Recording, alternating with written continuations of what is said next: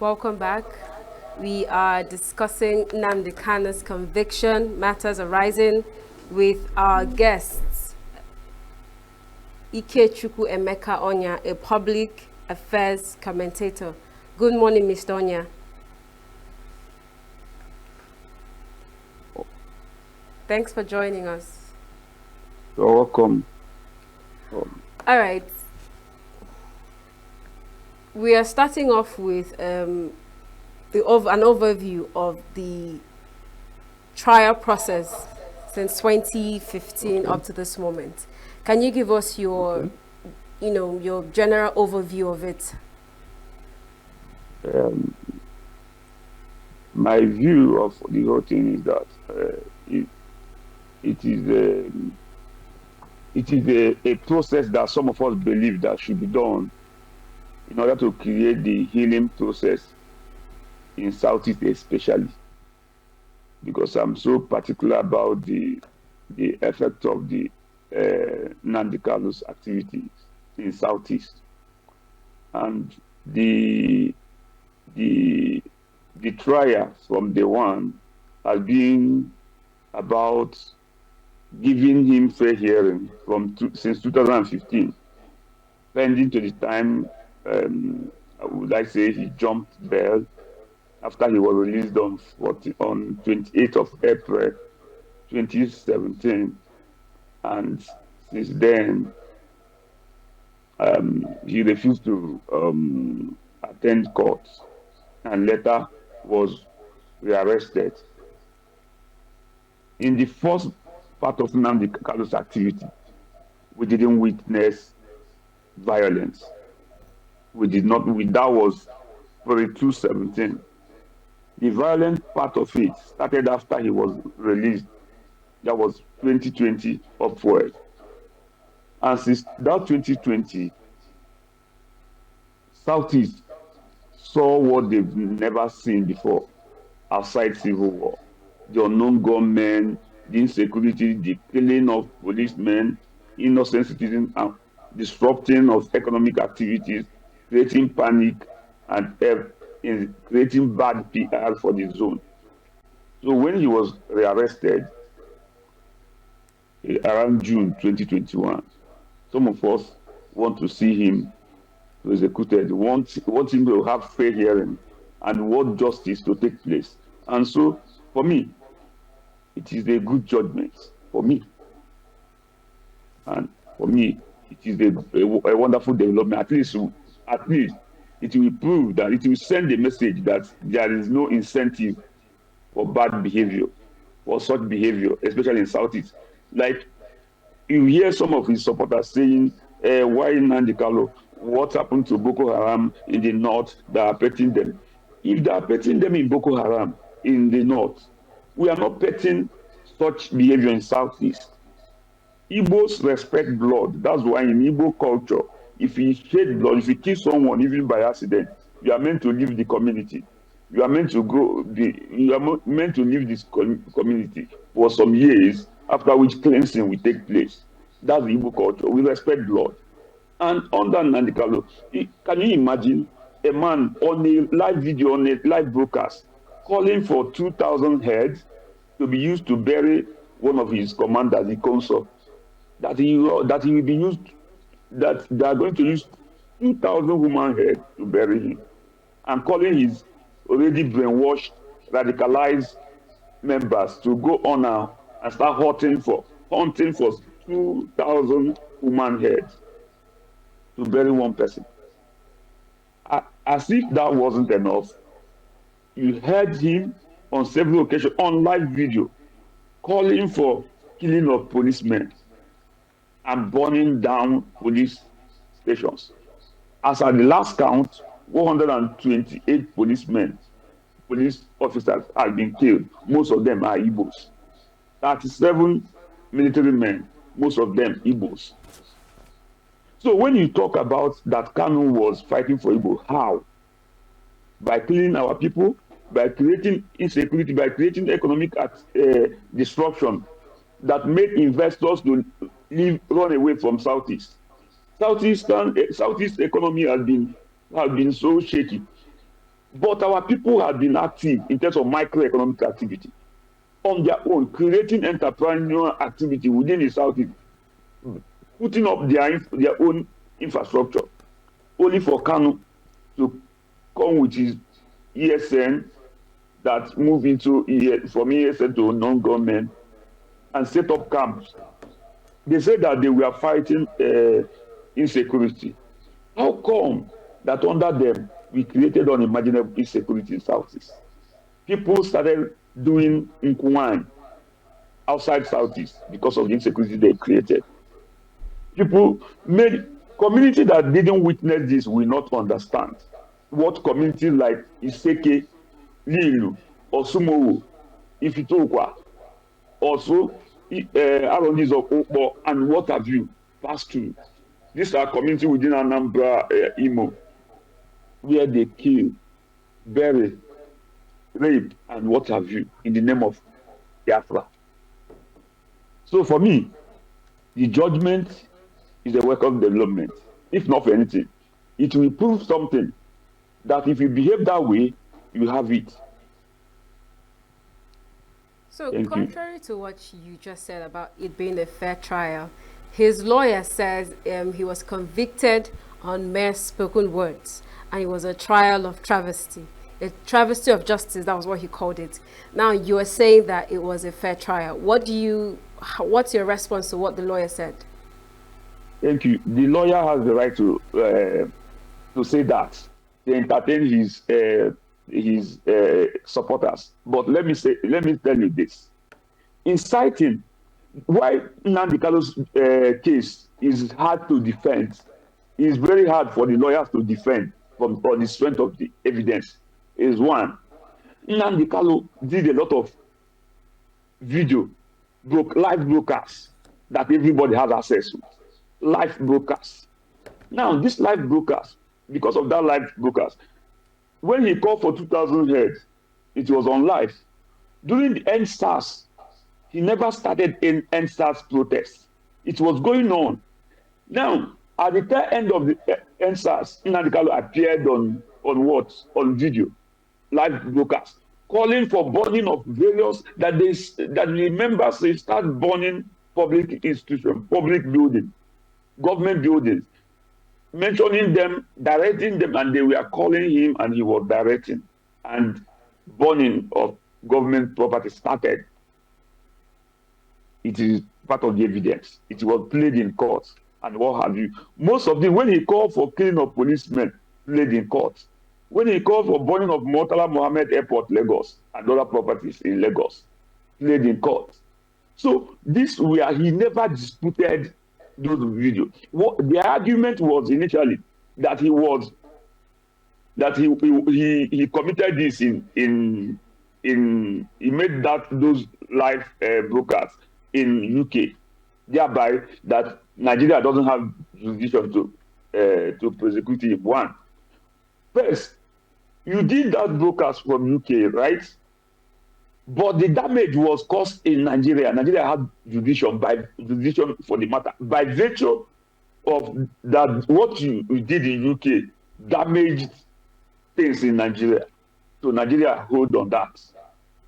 Two, they are talking about the appeal law. The appeal law, Terrorism Act. Kanu's case started in 2015, not 2021 when he was arrested. Already, he was being tried on that particular law, the Anti-Terrorism Act of 2015 or so, 2013. So by 2021 or so, Nigeria reappealed the law. Reappealing the law does not mean removing the existing case. So as they reappealed the law, they strengthened the law. That 2013 law that was used on him has been merged as 2021 and made it valid. Now, what made the law unfair was Kanu not inciting for violence. He made it publicly. There was video evidence. Were people not killed from that? Many killed. The number of police killed as the last count was 128, satisfied, 128. Number of police stations damaged, about more than 100 police stations. In Nnewi, ISIS, for instance, let me give you an example. I visited some. In Nnewi, ISIS, over 8 police stations with INEC office only within Nnewi.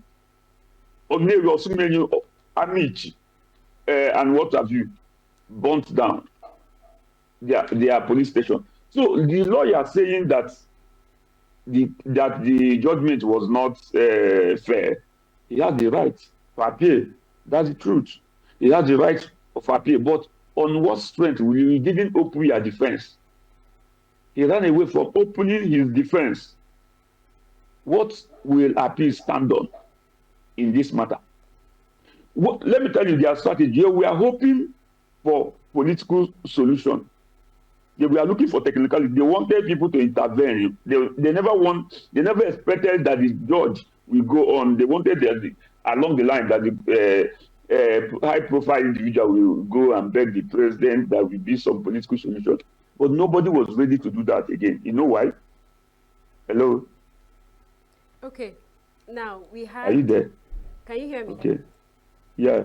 We had the Chief Judge, Justice Omotosho, cite scriptures when he was issuing the sentencing and said, oh, because of his faith, he's, leaning towards a life imprisonment. Why do you think the death penalty that the prosecution requested for by all counts of his, offenses, why do you think the death penalty was not issued? Why do you think they issued a life sentence instead of the death penalty?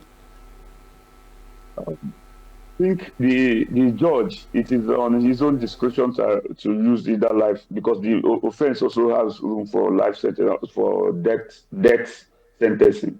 Maybe it is on his own discretion. That's what I look at it. He believes that maybe let me allow him to be on life sentence instead of jail, because if he is to be fair to the victim, then it should have been life sentencing. It should have been death. If the judge was to be fair to the victims of these activities. I'm saying victim because I know so many victims. Okay? I know so many victims that this Nnamdi activity cost their lives. The family that are in room today. So if judge actually look deeply on from the angle of this victim, then it should have been death sentencing. But again, a lot of people that are on death sentence in Nigeria hardly be put to death. Most of them will remain on the life sentence. So it's the same thing. But I can tell you that that case, Nnamdi Kanu, they wanted, what they actually wanted was political solution to be, but nobody want to come and go for him. You know why? The first one in 2020, I was one of those that one of the 15-man Igbos delegation that visited Nnamdi Kanu through Nzukọ Ụmụnna on February 28, 2017 at Kuje. We had 2 hours discussion with him. Part of the discussion was, don't go violence if you must continue. Stop abusing other tribes. Stop abusing them. He said, okay. Don't go violence, he agreed. Why not, if you can turn this into political, run for election, or you are a group, join political party, run for election. Those ideas, I believe that is not going on. You can start implementing it within your own, within the area you are controlling and all that. Why not? Because he said no. Then after he agreed that he's not going to go violent, we went to 30 Hotel and called for World Press Conference. In that delegation, we are Professor Tukuma Soludo, Professor Pat Tommy, Professor Udenta, Innocent Chukuma, and so many other Igbos. I was the only young guy with them in that delegation. So I'm speaking from the point of someone that have interacted with this guy on the angle. Don't go violent because it will destroy Igbo economy. When you go violent, the government will go after you and they will move everything, and it disrupted Igbo activity. Do you know that we are losing because of him? Some investors move away from Southeast. Some that intend to bring their partners to set up business in Southeast ran away because of insecurity created by IPOB and Nnamdi and all this. And our zone is suffering from it. Our people are not getting jobs because of that. In Southeast today, how many jobs can pay you as a graduate 500,000 naira a month? There is no big companies that can.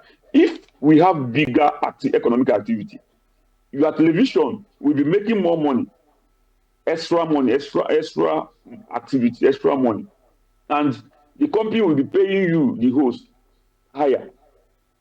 But some of these activities, insecurity here and they're created by these people, is also an impediment to this. How does this affect? Thank you. How does this affect Southeast? You know, the tension economically before and now that he's been convicted and sentenced. How does this affect the tensions in the Southeast? Do you think it will escalate or reduce? There is no tension. Within Nnamdi brought tension in Southeast. Southeast is solving their problem, insecurity problem created by Nnamdi without him. He was coming as someone that want to solve insecurity problem, but he created more. So now his insecurity infrastructure he put in place has been destroyed by Southeast government, state government partner and community partnership with government security architecture. Today, Southeast are moving freely without him. Nobody will harass you because you prefer to sit at home, unlike before. Nobody will kill anybody. Nobody will stop people writing WAEC on Monday, like happened during Nnamdi and their insecurity team. Stopping students writing English because it was on Monday, WAEC English. So I can tell you, you are in Southeast. Is there any problem in Enugu, any tension of any type? No. No tension anywhere. People are moving on their own. He created so much problem in our area, I'm telling you. And today, the Southeast is just, there won't be any tension. You know why? People have seen that he created trouble for them.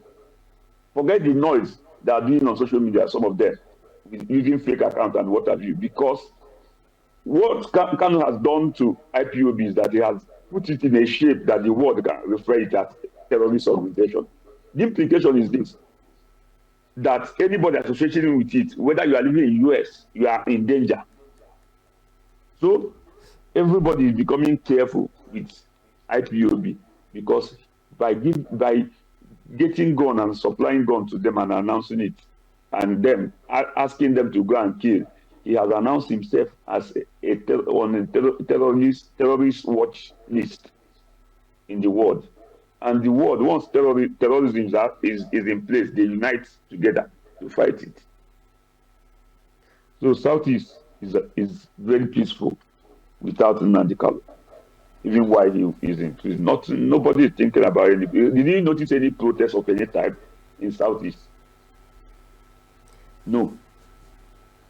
Now, there was so much rave about, the creation of the indigenous people of Biafra.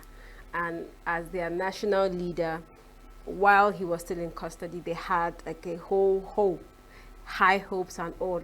Now that he's been imprisoned, what are the hopes of the activities of the indigenous people of Biafra? If you notice, before he was even in prison, when he started violence, let me tell you one thing. Federal government, before now, we are calling him a terrorist. People were defending him. The world were defending him because he was not here. Federal government want to see him go into that violence, so that into terrorism paint, so that they will mess him up. They will have support of the global world to mess him up. He was not smart. The moment he joined that, he announced gun, setting up ESN, calling for killing of 2,000 heads, calling for killing of police, army, and all that on live TV. The intelligence community in the world, that's the world, the Nigerian security, Nigerian intelligence share information with other security across the world. They now see Nnamdi and the IPOB as a terrorist organization. Because of that, the organization cannot function well anywhere in the world today. Mind you, Simon Ekpa was jailed for terrorism in Finland. Kanu would have been jailed in UK because anti-terrorism acts of Europe, which Europe and UK is part of, don't joke with you being on their land, inciting for violence. So Kanu would have been jailed. He know about it, and he ran to Canada before he was free to Kenya. Nigeria tricked him to Kenya before arresting him. What am I saying? I'm trying to tell you that the key figures in IPOB today abroad they cannot operate because Kalu has made the organization after they are not called terrorist organization. Because of that, Onye now they be very careful. On that note, it cannot function again. Okay. They cannot function. Lastly, sorry to cut you off. Lastly, before we go, now we understand that that there is a room for an appeal. He has 90 days to file, and yesterday we've learned that he's been moved to Sokoto. What are the chances of him securing an appeal, and what are the potential grounds for his appeal? Just briefly before our time runs out. Okay. He cannot secure any appeal. He will go for appeal, but there is no chances in appeal. He never opened the defense. On what basis will he appeal? Or is it that he didn't kill? He is not even looking at he's looking for technicality, but technicality cannot work here. He is challenging how he was brought from Kenya. That it was illegal. Supreme Court has settled that.